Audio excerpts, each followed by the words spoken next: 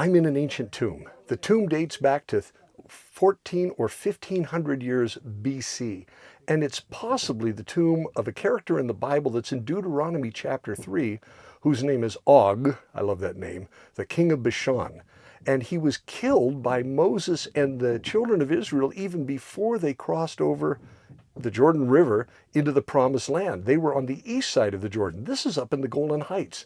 And it's an ancient tomb for a king that was believed to have been a Nephilim. He was huge, and this may have been the place that he was buried. At least the timetable fits, so we don't really know whether or not he was here or not. But this place is astonishing. It's basically an ancient Stonehenge up on the Golan Heights, and I'm going to show you what it looks like on the outside. But here the possibilities are, well, circumstantial only.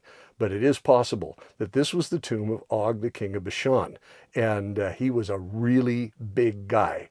Well, let's go outside and take a look at this place. I'm standing here on the top of the tomb at a place called Gilgal Rephaim. This is the tomb that may have been for Og, the king of Bashan, when the children of Israel came through here 3,500 years ago, even up into the Golan Heights, before they crossed over the Jordan River and began to take the land. Of course, Moses never did that, but he was up here with Joshua when they were fighting Og, the king of Bashan.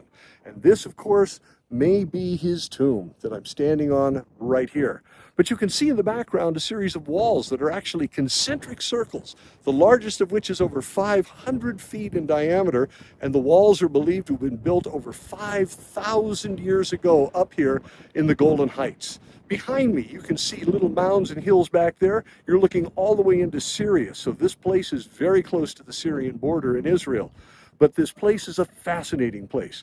The walls being very ancient, like Stonehenge, but nobody knows their purpose to this day. It doesn't fit an astronomical calendar.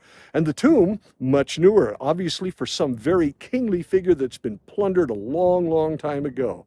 Og was a big man. Well, they think he might have been one of the last of the Nephilim. He was called a Rephaim, or Rephaite, actually. And the Repha, or the Repha people, were the people that were related to Goliath. They were huge, abnormally large. And this guy, very, very dangerous, just like Goliath was. The children of Israel came up here. They killed him. They took over 60 villages between here and Mount Hermon until they retreated back down to Abel Shittim, way down by the south end of the Jordan River, just north of the Dead Sea. And there Moses went up on Mount Nebo, and the Lord took him there. And of course, the children of Israel crossed over the Jordan River during flood stage on dry land. Great, great things that the Bible talks about. This place was here long before Moses ever came up here. But who knows? Maybe they even came here. This is Gilgal Rephaim, the Wheel of the Giants. What an amazing place.